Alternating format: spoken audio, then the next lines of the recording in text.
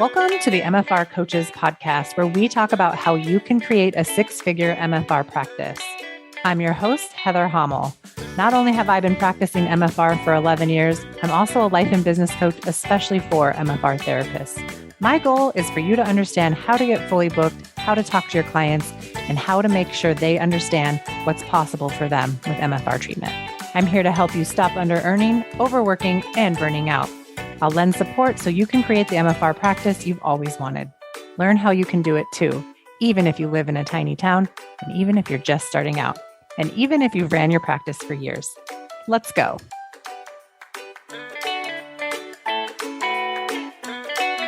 Hey, podcast listener, I want to make sure that you know and understand that you can become a founding member of my brand new 12-month coaching program right now.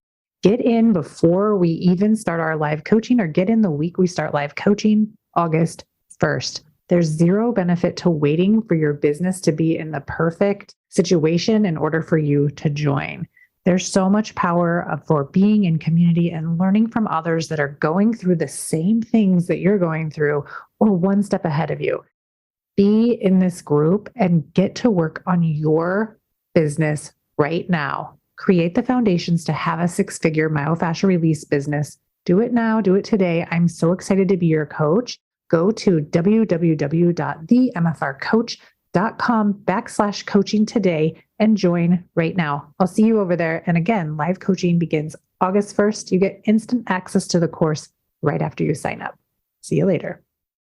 Hey, everybody, and welcome back to another episode of the MFR Coaches podcast. I am joined today with one of my former coaching clients, Kelly Grotzinger. She is the owner of Unbound Physical Therapy located in Lewisburg, Pennsylvania. Kelly, welcome to the show. How are you?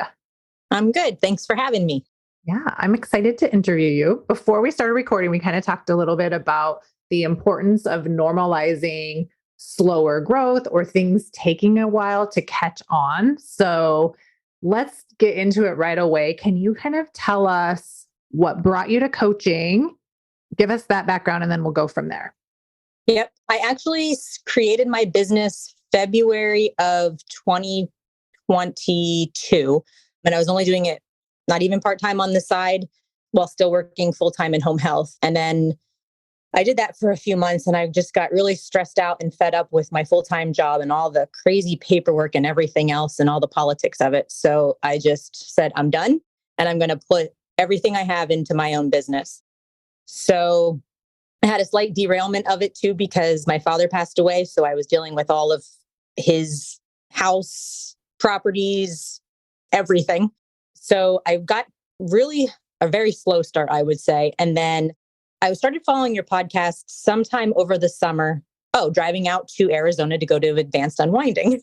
Listen to it on the way out and back. And then I think you had mentioned it in the actual class. And it just kind of really piqued my interest. So when I got back, I had to wait till the November group started at that point. So I signed up for November. I did that one and I did February's, and it helped me dramatically just kind of get a feel for things I need to set up in order to actually get my business to grow. And then it started out, like I said, really slowly. I hardly had any clients. I was very hesitant to create a Facebook page. It took me forever to create a website, but I finally did. And then it was like 10 pounds off my shoulders. Finally got an office space because working out of my house just wasn't cutting it with my dogs always barking and finding other things to do. But going through 2 of your coaching groups really helped a lot. And I would say even for the beginning of this year, I started out really slowly. And then about 2 or 3 weeks ago, I did a presentation at the local university for their faculty and staff. And I went into it feeling like I had no idea how to explain myofascial release to anybody. But luckily, I actually repeated MFR 1 and unwinding in Wilmington the week before. So it kind of all just really sat with me. And I literally waited until like 2 days before to write up my presentation. But I did that. It was very well received. The people that came, I got a few new clients out of it. And the following week, all of a sudden, I went from having no clients to having like 8. That's amazing. So I'm happy. I knew it was going to take time. I was just being patient and here I am. That's amazing. Well, and I think too, there's this idea that it takes time. And then there's also this like factor in where when we hide, it makes it extremely hard for people to find us. And like Yes. really going out there and giving this presentation is a really good example of just showing up, willing to tell people what you offer. Then it gives people the opportunity to opt into that offer. Would you say that's true? Yes, because I'm from a rural part of Pennsylvania and most people here had no idea what it was. I think at the end of that week, I did part of their wellness fair and one person was able to tell me what myofascial release was out of Yeah. all of the staff that came up. For me, I figure I'm going to have to do a lot of education with this area and reach out. And I'm okay with that because I want more people to understand what it is, to be able to reap the benefits of it, because we know that traditional therapy just doesn't work. And I've done it for 15 years. So it's time to move on with that missing piece and get it all working out together. Yeah. Something occurred to me in the last few months. I think it's after really doing so many interviews with people, like working with so many MFR therapists. We think people should already know about MFR, like they should just get it and we shouldn't really have to educate, or we should like, we're okay educating them or whatever. But the thing is if we're not the ones educating them, they will never know about MFR. So when we decide to fully engage with it's okay, like we normalize the amount of education that it takes to explain what it is, but more so explain the results that they're going to get from working with us. And we just lead with that all the time in all the ways. Like it just becomes part of our fabric and what we do. It's going to change the face of our businesses forever because it will no longer be the best kept secret in America or like across the world.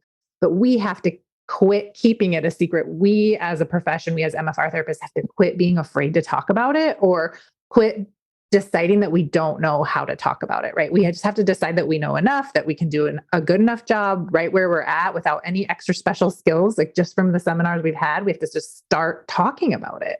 And I know as a coach, like for me to finally like have that sink in, it's going to take me saying that message over and over and over again to you guys for it to really sink in there too, for this to become a real movement. But you're part of the movement.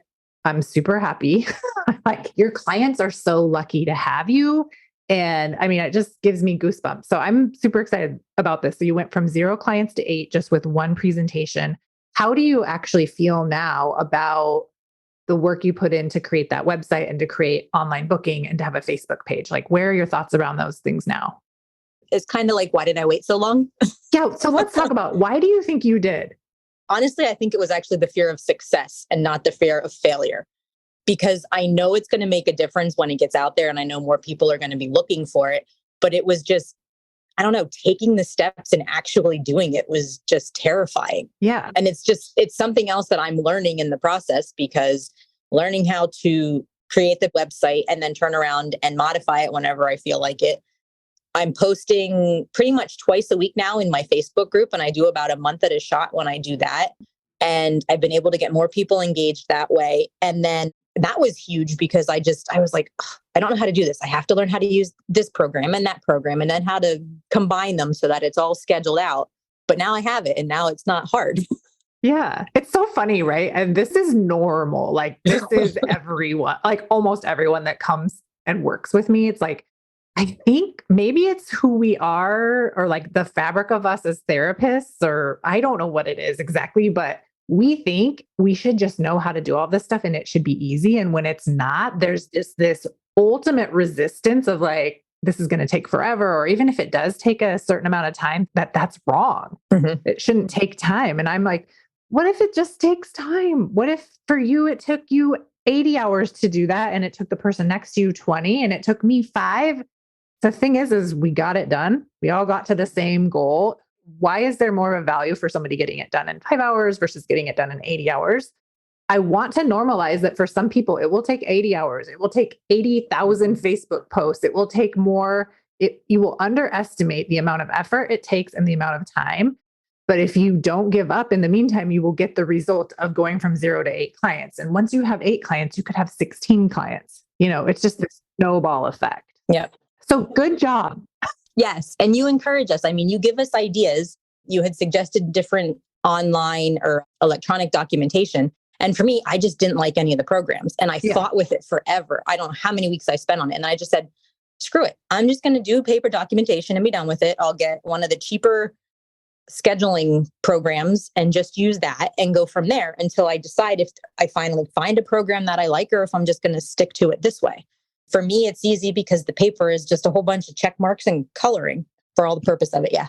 Yeah. Well, and that's the thing. You get to do that. I think it's giving yourself permission to be like, I want to do something different than what Heather is suggesting, or I want to do it my own way, or I don't want to be told what to do. I don't like any of these things.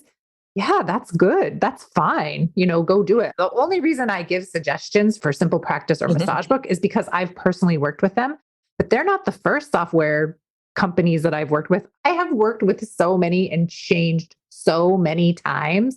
I've probably worked with 20 different online schedulers, all of these things to get to the point where I could endorse these, knowing that these would work out for a longer term with a business.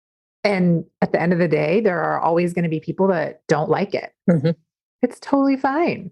And I think for me, it's just the fact that I've done electronic documentation for the past 15 years. And in home care, it's ridiculous the amount of information that you have to put in just to justify everything. So I was like, yeah, I'm going to take a break from it for a while. I have enough other electronic stuff. So we're just going to breeze through it and just be done with it. Yeah. So do you have online scheduling now? I do. Yes. Yep. Okay. And what did you pick? I just went with I think it's the basic acuity scheduling package. Okay. Do you still also have Massage Book? It might still be set up, but I haven't been using it. I took all the links out on my page and I put them all to the acuity scheduling. Okay. So you're using Acuity for your online booking. Are you having people find you and book with Acuity, or how is that going? A little bit. I've had a couple of them do that, but then I think a few have just had my business cards from word of mouth or whatever, or they found it. And a couple of them actually just call me directly to schedule. So I just kind of add their name onto my schedule. So it's kind of a little bit of each. Perfect. Everything is working.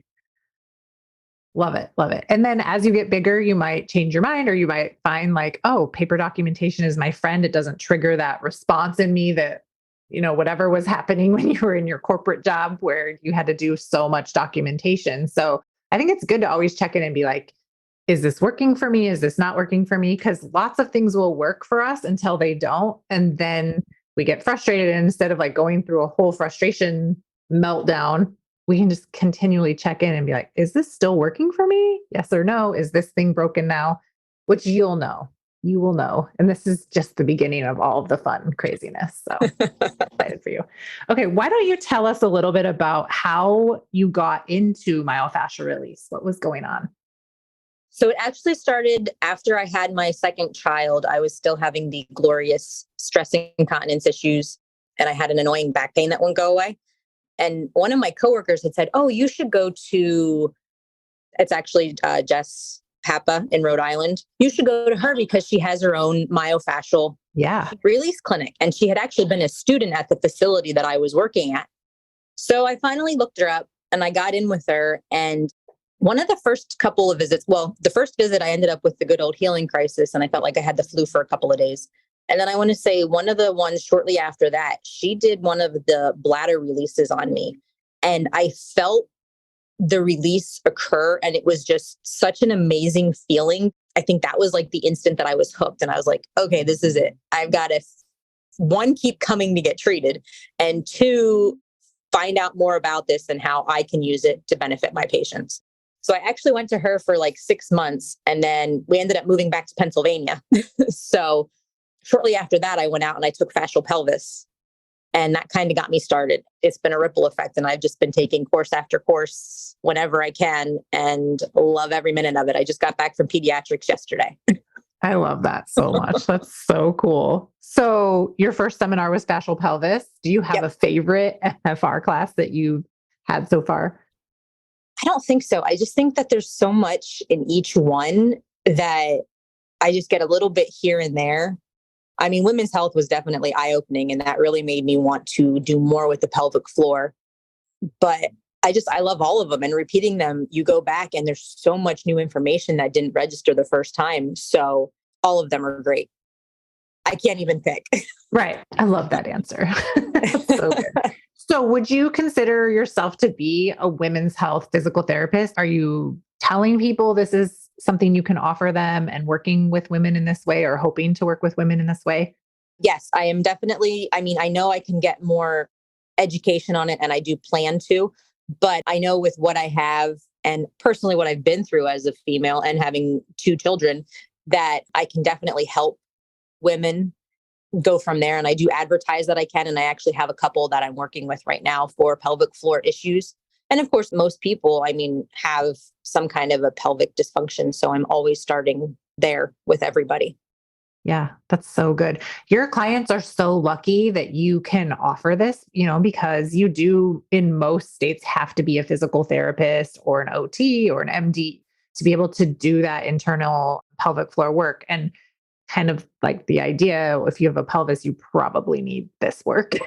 All of us have a pelvis unless it's been surgically removed. So yeah, it's very needed. And that's so cool that you've taken the time to take women's health. And I mean, I've taken that course several times and you learn more every time you take it. It's fascinating. So that's good for your patients.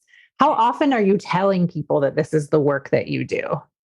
As often as I can. If anybody asks me or if they start complaining about some ache or pain or anybody in their family, I'm like, I can help with that. Mhm. I'm like, you just have to be willing to give it a try. Yeah, that's so good. So, what are your plans? Where do you see your business a year from now? Definitely, I'll be fully booked. I'm thinking I want a slightly larger space. I love my office, but my problem is it's on the second floor and there's no elevator access. Okay. So if I have to treat anybody that has a disability that can't go up the steps, then I either have to go to their house or I have to go home and treat them out of my house. So I'm hoping to either get a first floor accessible office or one with an elevator. And like I said, slightly larger because I would actually like to try to do maybe once a month or something, a self-care class so that people can start doing some of this stuff on their own. And same thing, just getting the word out there.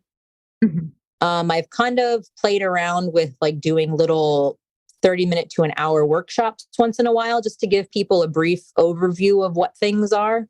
And then really, I just want to get out and educate. I really want to talk to a lot of the midwives. I learned over the weekend about this huge home birth community that we have in my area that I had no idea about. So just getting in touch with all of the different specialty areas and just educating them on how myofascial release can help and how beneficial it'll be for all of their patients. That's going to be incredibly valuable and such a great community to connect with. It's so amazing how once you kind of put this out there in the world, how many connections you can make to the exact right people that you can then help their clients even better. Like they've got the gold with this community, but what if they have you too? Like, Yeah. how And every fun. time I go to the doctor or the dentist or I take my kids, I try to educate them a little bit on it because even though they're in the medical profession, they don't know what it is. I'm always passing out my cards when I can. I love it.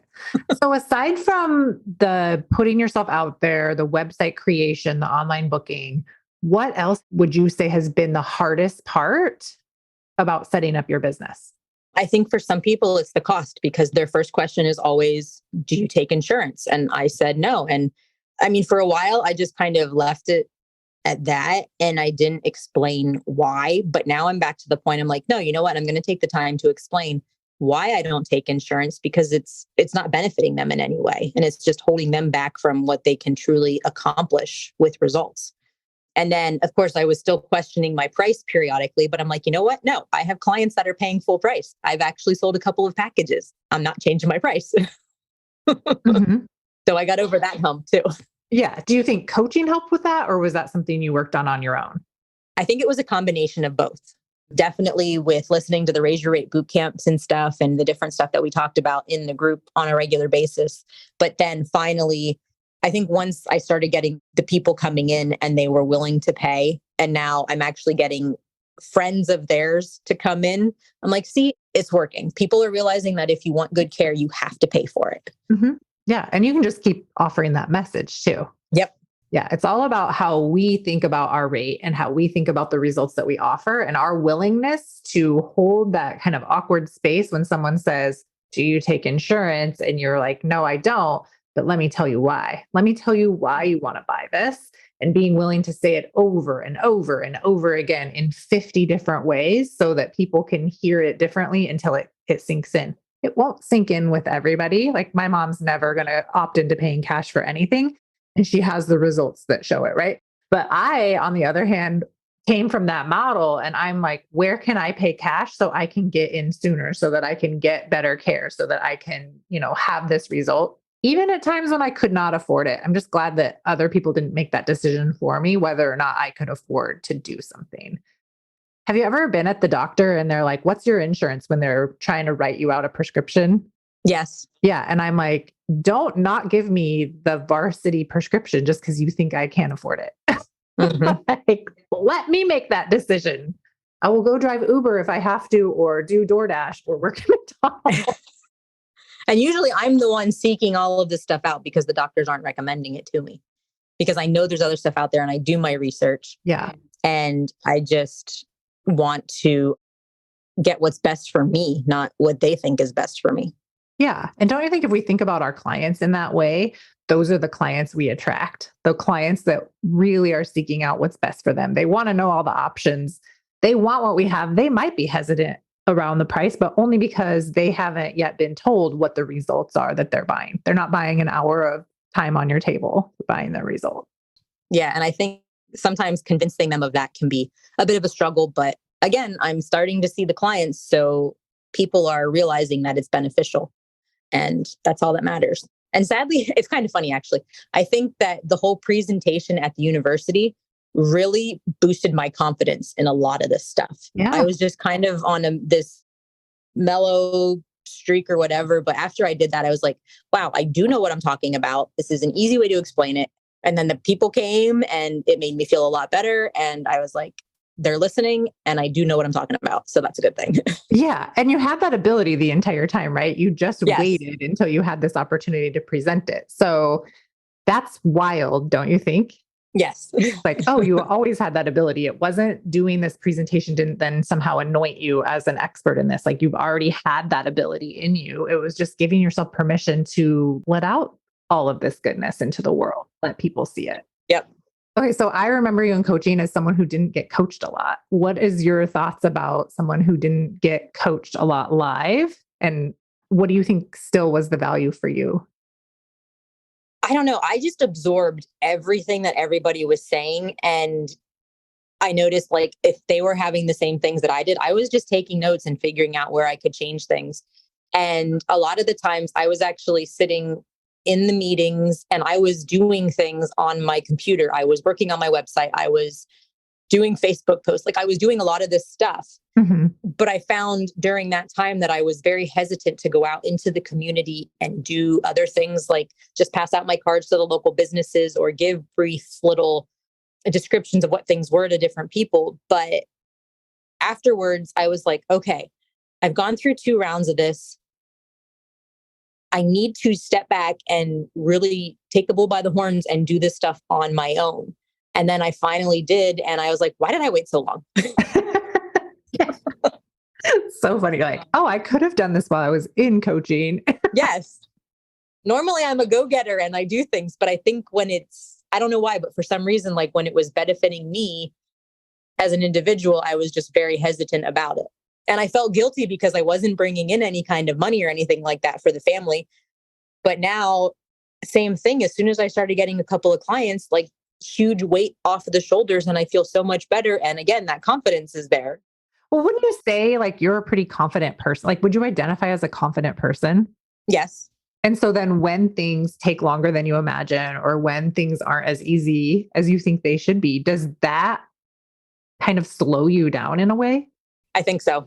Yeah. So it'll be something to have like really clear awareness around going forward. Whenever you have a lull in your business, when anything's like starts to slow down, it'll be like, okay, where am I worried that I'm not good enough at this, that I'm hiding? Where am I not showing up? You mentioned you're posting like twice a week. What would happen if you posted 4 times a week? Like, what would happen if you really showed up big and you gave yourself permission to just be big and to be seen? And what will that take? Yeah. I think that's just a little bit of time to get there. Yeah. Or maybe not time, but just like allowing yourself to be uncomfortable while you do it. Yeah. Because I'm sure when you got asked to give that presentation, the time from when you said yes to when you presented was probably highly uncomfortable.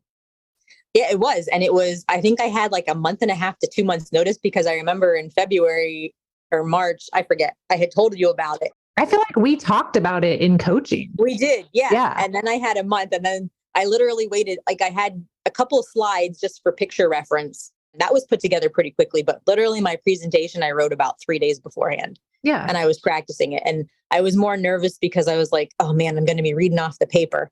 But it was only for certain things. And then I was throwing all of my own personal stuff in there and it was a lot better. And of course, I started out a really, really rocky. My husband was there and he's like, yeah, the first minute or so was really rough. But then you got a lot better. But he was like, you could tell that the people were interested. Yeah. And of course, it's going to be rocky. I mean, I went back and I totally redid Raise Your Rate Boot Camp. And I watched the first time I taught it. And I was like, this is so embarrassing.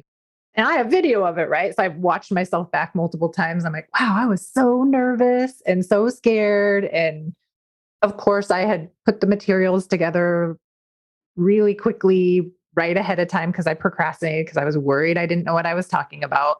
And then I rewrote it for the next time. Let's see, I've done it 3 times now. So like for the third time, I rewrote the workbook. I rewrote all the slides. I rewrote the way I taught it and kind of just collapsed it a little bit. And it was so much better because I had allowed myself to do it not so good the first 2 times, which it was good enough. People got results from it, but everything I do, I'm doing for the first time. And a lot of times I put together the work the day before because I like nervous procrastinate or put pressure on myself to do it a certain way, or I'm not exactly sure how I want to teach it until the last minute, but it always gets done. And I think it's that willingness to do it kind of shoddy or just imperfectly is what's allowed me to grow my business so fast because I'm just like, well, I'm going to do this thing and then I do it and it's horrifying for me. Like it helps enough people that it's okay. And then I can always do it better next time. Same for this presentation. Maybe you rewrite it or maybe you give this almost verbatim presentation 100 times before you're like, oh, I could tweak this thing. Yep. But think about how many people you help in the process just by your willingness to be kind of bad at it, or for your husband to like feel nervous for you in the audience, but know that you're going to get your footing once you start out. Yeah. And it was good because at the end of the week, the one lady that was in charge of the wellness fair, she even came up to me and said about getting in touch with her next year for the same thing. She's like, it was very well received. And I've only heard really great things about it. So that made me feel even better. So I was like, okay, well, great. I can make this like a yearly event. For sure. And I wonder what else you could do. Like how many other events are around there? So this was the presentation for also the hospital, or this was like a vendor's booth type? No, this was a presentation just for the university faculty and staff. Okay. I know I wanted to do a presentation for the hospital that they do something in September for, I think it's Women's Week, but they didn't let me do it last year because they say it's a conflict of interest because they have a therapist that already does pelvic floor. So this year I kind of want to work with it and say, okay, well, yeah, you have a therapist that does that, but one, you only have one in this area and you can't tell me they're not overbooked. And 2, I'm offering a completely different modality. Yeah, I would just sell it like that. So it's not really a conflict of interest. Yeah. Well, and if they say that to you again, I would just say, like, is it a conflict of interest to offer people alternatives to what this therapist is doing? Because does she do John Barnes trained myofascial release or not? It's totally different than 10 and 2, like, where are you tight, you know? Well, and frankly, too, as a medical professional, you're supposed to be offering your patient choices. Not just staying within your system because exactly. And I'm huge on that. Well, and here's the thing too, you could even agree not to talk about women's health and still go in there and blow their pants off. Because if you're a female, you should be getting myofascial release. Female, male, cat, dog, horse, like, if you have a pulse, should probably be getting it. Yeah. Oh, I'm so excited. And I can also mention too, one of the people in the audience at the presentation is a volunteer coach for one of the athletic teams. And he had suggested too about different things because he could think of a couple of athletes who had gone through all kinds of rehab, gone through surgery, and they still had their problem and they couldn't compete at the top of the level because they just weren't getting better. Whatever they did didn't fix it. Yeah. And of course, my husband was always hesitant because he's an athletic trainer there, but he's like, I've always been hesitant to refer out because 1, she's my wife, and 2, I don't know if it's a conflict. So he talked to his head athletic trainer and he's like, well, it's a service we don't offer. So over the summer, probably later on, he said about discussing like a contract to have so that the athletes can come to us that aren't getting better with their therapies, and essentially doing like a video conference with their parents to explain what it is, kind of give them the option and go from there. But that'll just be a whole nother source of, referrals. Yeah. And how great to be able to do it like on video, and just you can reach so many more people. You could record it and send it out to all the emails as a replay. And then you only have to do it one time. But to be able to offer that service is going to be huge. I've often, whenever I'm attending any high school athletic event, I'm always like, I wish I was on the field. Like, I wish I was working with that athletic trainer when I see what they're, just taping and stretching and icing. I'm just like, oh, there's so much more that could be done. So how cool to have this in with your spouse already being the athletic trainer. Like all you need to do is go to the back to school night or the sports night or whatever and get the microphone for 5 minutes and just say you offer this as an alternative. If anyone's interested, here's my card. And maybe don't even get into a contract situation with them. Keep it separate. Yeah. Because I know too, they even said about going and I think like at the beginning of the next school year, doing something presentation wise to talk with the coaches and the athletic department to let them know that it's there. Because I'm sure there's plenty of other athletes out there that have had the same problems.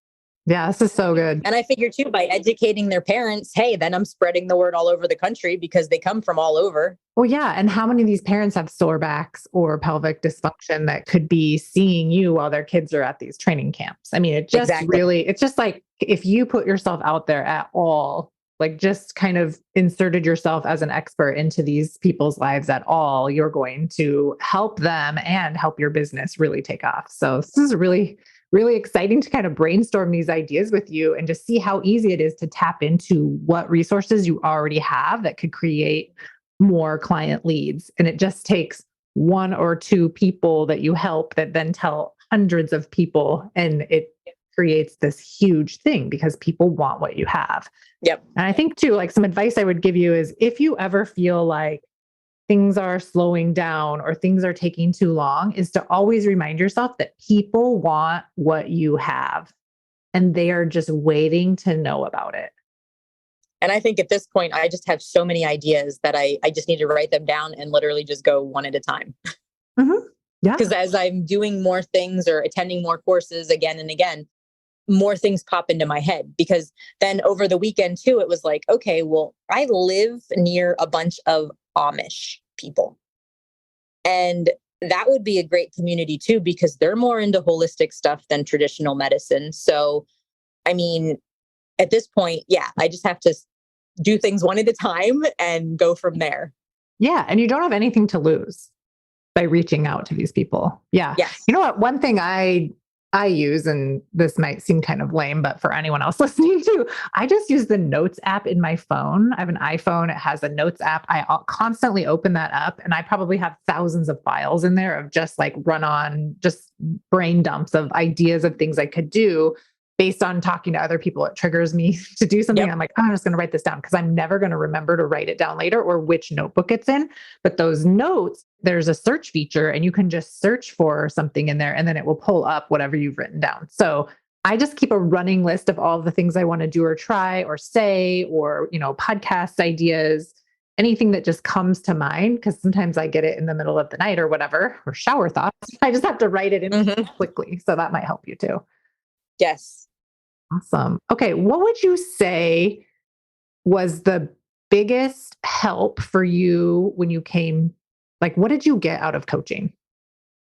I think it's just, you're so positive in everything that you do. And no matter what the situations were with people, you were able to kind of turn it around and make it a positive in some way, shape, or form.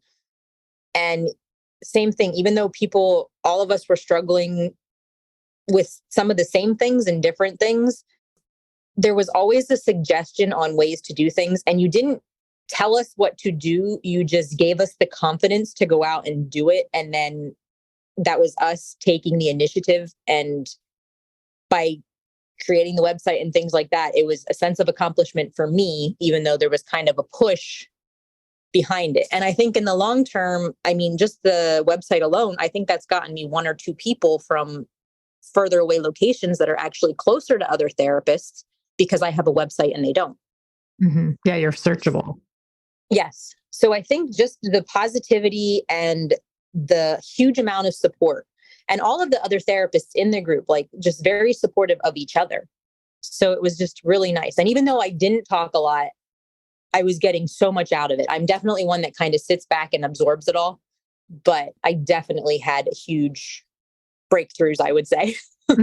I love that. And have you had the experience where now you've gone to seminars with other people from group coaching and like had in-person connections with some of those people, or been like, oh, I recognize you? Yep. I ran into Leslie Oh, down yeah, at Leslie. Unwinding. Yep. And then one or two other people I think that are currently taking it. That and just starting to run into people that I've seen before and talking to them and getting more connections. So it's been nice. Yeah. Finally running into some people that are actually just starting their MFR journey around here. So just getting the locals so that we can get together to be able to practice things and stuff like that, or have a travel buddy, ideas to bounce off of, that type of thing. Yeah. I think it's so important to have that support and connection. And I think that's one of the things I love the most about having these groups of MFR therapists at a time is I never had that when I had my business. And I remember driving to work and just feeling so alone. Like, my husband didn't really understand because he's had MFR and he's had treatment at Therapy on the Rocks and stuff. Like, he gets that part, but doesn't get the business of MFR and how different it is than other businesses, and how being in practice by yourself, and maybe you're the only one in your city or your town doing what you do. It's lonely and it's scary, and it can be just kind of, I don't know, not depressing, but just lonely. Right. And so having that group where you can recognize faces, you have a Facebook group, you can talk about things that are going on. And even if you don't want to talk about it, you just want to like absorb it and be in it. You have that, you feel connected, I hope. Yep. So I just love that. I love talking shop all of the time. Obviously, that's why I'm a business coach for MFR therapists, but just an uber business MFR nerd. So yeah, it's fun to have that community and to watch it evolve over time. Yes. And that's what I did too. I set up a group with the people that I knew of. And then of course I met one or two new ones this weekend that are just starting. And I'm like, it's just a group for now, but eventually one of us is going to have expert level. But for the time being, we're just local therapists getting together to spread the word and share what we know. I love that so much. So good. All right. So I don't know if you've heard this or not, but by the time this airs, this will be common knowledge, but I'm changing my programs. Have you heard about that? I heard there was a change coming, but no idea what. Okay. So I'm going to tell you what it is because I want to get your opinion on it. Okay. All right. So this episode will air probably in July or August. So it will be out in the world. So I have now created a 12-month program that is weekly coaching. The group size is unlimited, so people can join anytime. It'll be open enrollment. It's $3,000 to join, and they'll get the course portal and tons of support. And yeah, so that's what's happening. And then I've created a mastermind for people that have coached with me before. So you'll have to have gone through some sort of coaching with me in order to qualify for the mastermind. And in the mastermind, we're just going to take people who are around $50,000 or more in their business and go beyond the goal of 100K. And what does it take to scale that? But for the 12-month program, it's for all MFR therapists who either have a business, want to start a business, are in business, no matter where you're at in your business. It will get you to where you want to go. And then if you want to go beyond that, you can join the mastermind. What are your thoughts? That's pretty cool. Yeah.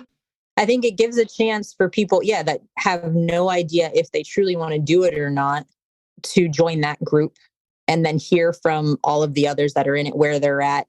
Because that's the nice thing too. The groups have always been a mix of people that haven't actually set anything up yet, are in the process, or have been in it for a while.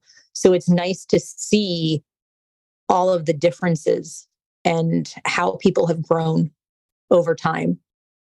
Yes. And it's going to be so fun for me to have this program created that creates a full year of support. So someone could literally go from nothing, and like, what happens with a whole year of that support without having to go and try it on your own, like what actually happens. And then I'm wondering too, if it will solve for the problem of people wanting to wait for coaching to be done before they take action. Like what happens when you take action in the program and you let yourself fail, and then you come back and you get more support, and you go out there and you fail again. And like all these fails forward to create what.